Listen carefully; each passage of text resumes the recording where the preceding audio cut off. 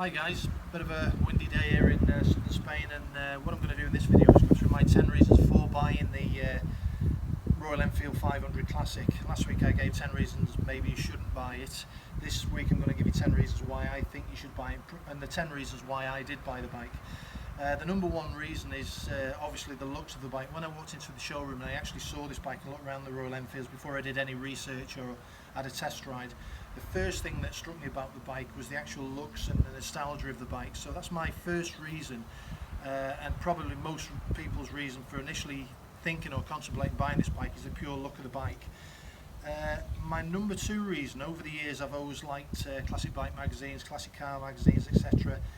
But the problem with owning a classic bike is the reliability and daily use of it. So the fact that this is a modern classic that looks like it's come straight out of the 1950s, apart from a few little changes on it, it really looks like a classic bike, and it's a usable everyday classic. So if you've got a bit of an eye for classic bikes and you like the look and the line of a classic bike, you can buy now a classic bike that looks the part and you can use every day. So it's a modern classic that retains its 50s styling.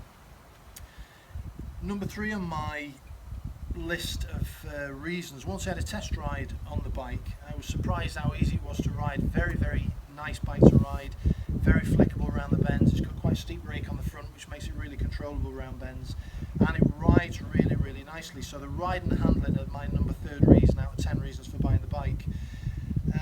Number four, for me, it's got a great riding position. When you sat on the bike, the seating position and the riding position are really well suited to tootling around country lanes or up in the mountains. But the fourth reason, aside from the handling and the seating position and riding position being number fourth, for me it's the fact that you can ride around, soak in the scenery, take life at a slower pace and really enjoy what you're doing. So it's just about getting on a bike that you can take in everything going around you, the scenery, the landscape, the smells, the sights, the sounds, without racing around with everything being a blur. So that's the fourth thing I wanted, something I could just tool around on that I would get enjoyment riding. So that was my fourth reason for buying the bike. My fifth reason for buying a bike that was only 500cc is because I own other bikes. I've got the twin 1500 VL Cruiser that I showed you last week, and also I've got a dirt bike, so I can jump onto either bike. So if I was just probably having it as a single bike, I may have had other reservations, but as a second bike, anybody who's already got bikes in their stable and they want a different bike or something to take a leisurely pace of life on, this is definitely one I would recommend. Number six, if you are thinking of buying a city commute bike, by city commute bike it could be a scooter, it could be a smaller bike. This would be an ideal city commuting bike. It goes well in traffic, it handles well at low speeds, it filters well through traffic, and it's way cooler than the scooter. So that is my number six reason to buy the bike. It's a cool looking bike, it goes great around the city. If you're not going to go too far, you've got a small commute, maybe 5-10 miles from home, all city rides, you can get to where your office is or where you're working, park it up, jump on at night time, and it's an ideal scoot to get around on. Number seven for me is the grin factor. When I get on this bike, it gives me a really nice feeling when I'm riding it.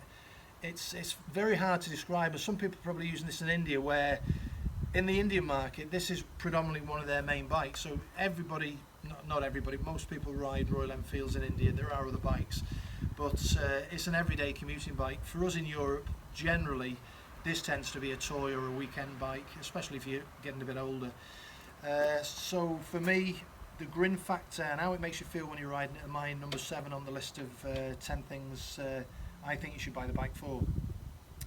Number eight, for me, a key consideration when I was buying the bike was obviously price as well. I'd looked at other bikes in this sort of category, and the other bike I was looking at was the Bonneville, the nearest thing to this with the styling, etc. Now the Bonneville in Europe is nearly 9,000 euros. This bike in Europe is 4,600 euros.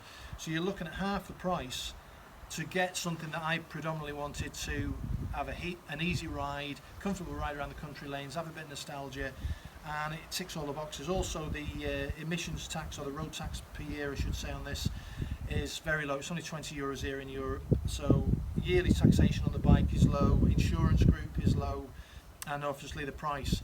Now I know in India this is probably 2.5 times dearer in Europe than it is in the Indian market, but I'm still under the impression that this bike has got a different fit and finish to the Indian bikes that go out in the Indian market. I may be wrong, it might be just my way of thinking or what I've read or understood to be the case.